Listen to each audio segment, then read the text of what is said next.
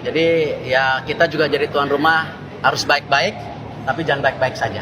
Mengejutkan, Erick Thohir langsung bilang gini soal Bahrain yang tolak main tandang ke timnas Indonesia.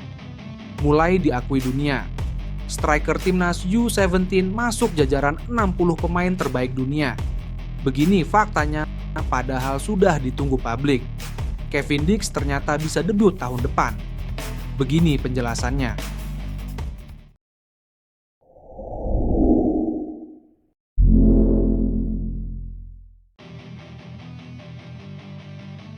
Keputusan kelas dan berani Erick Thohir, Ketua Umum PSSI langsung ngomong gini soal Bahrain tolak main di Jakarta.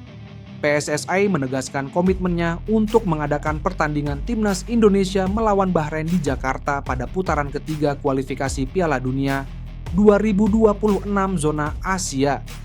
Timnas Indonesia dijadwalkan menjamu Bahrain pada matchday 8 grup C di Stadion Utama Gelora Bung Karno, SUGBK, Jakarta pada 25 Maret mendatang.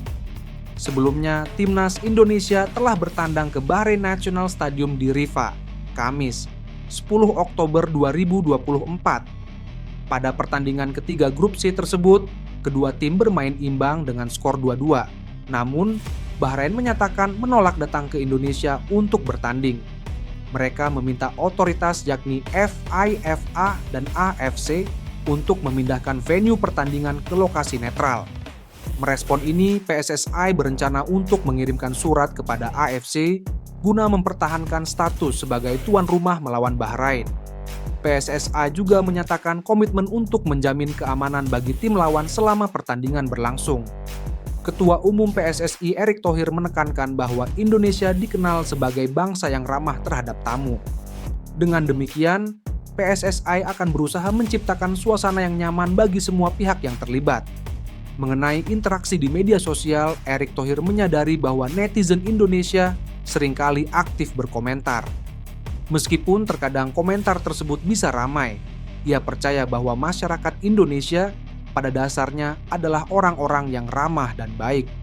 PSSI berupaya untuk menciptakan pengalaman positif bagi semua pihak yang terlibat dalam acara ini. Kami akan membuat surat ke AFC untuk menyatakan bahwa pertandingan supaya fair tetap di Jakarta karena sebelumnya kan bertanding di Bahrain, ujar Erick. Yang kedua, kami juga akan memberitahu bahwa kami akan menjamin keamanan dan kenyamanan bagi tamu seperti Bahrain. Karena bangsa kita ini bangsa yang ramah terhadap tamu. Jadi kami pasti membuat kenyamanan bagi mereka. Soal di media sosial, namanya kadang-kadang memang netizen Indonesia itu ramai. Tapi sebenarnya mereka ramah dan baik-baik, jelasnya. Bikin bangga, striker timnas Indonesia U17 diakui dunia usai masuk pilihan 60 pemain hebat di seluruh dunia. Arkan Kaka masuk dalam daftar Next Generation 2024. 60 dari 11 muda bakat terbaik di dunia sepak bola versi The Guardian. Nama Kaka bersanding dengan pemain muda bersinar, yakni bintang muda Barcelona Lamine Yamal. Salah satu yang membuat namanya naik adalah bergabungnya Kaka di Piala Dunia U17 2024. Pemain asal Persis Solo tersebut mencetak 2 gol di ajang tersebut dan menjadi ujung tombak timnas U17 Indonesia. Dalam laporan The Guardian, Arkan Kaka dinilai memiliki masa depan yang cerah. Dengan tinggi 1,88 meter, dia bisa menjadi penyerang yang tajam di masa depan. Namun, hal semua proses harus bisa dilewati dan terus berkembang bersama Persis. Salah satu yang jadi sorotan adalah namanya yang kalah bersaing dengan Jens Raven di timnas U20 Indonesia. Masih ada pekerjaan yang harus dilakukan di tengah kekhawatiran. Tentang apakah ada rasa lapar untuk meningkatkan sentuhan pertama dan kesadarannya secara umum. Dia tidak masuk dalam kualifikasi untuk Piala Asia U20 tahun 2025. Tetapi ada harapan besar bahwa Kaka dapat melakukannya, tulis laporan The Guardian. Arkan Kaka mengakui bahwa hal tersebut cukup membanggakan. Apalagi dia bisa mendapatkan perhatian khusus meski masih berusia muda.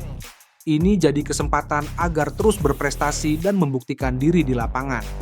Dua nama yakni Egy Maulana Fikri dan Marcelino Ferdinand juga pernah masuk daftar tersebut.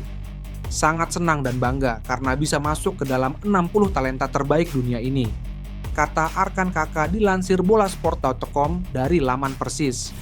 Pemain kelahiran Blitar ini cukup mendapatkan banyak menit bermain bersama Persis. 20 laga di tim senior jadi bukti bahwa dia ingin bisa terus berproses. Dia optimis bisa terus berkembang dan mendapatkan prestasi di masa depan. Ini menjadi motivasi untuk Kakak bisa lebih baik dalam mengembangkan kualitas di karir sepak bola. Tentunya menjadi semangat untuk berprestasi ke depan, tutupnya. Mengejutkan. Ternyata pemain baru Timnas Indonesia bisa debut masih tahun depan.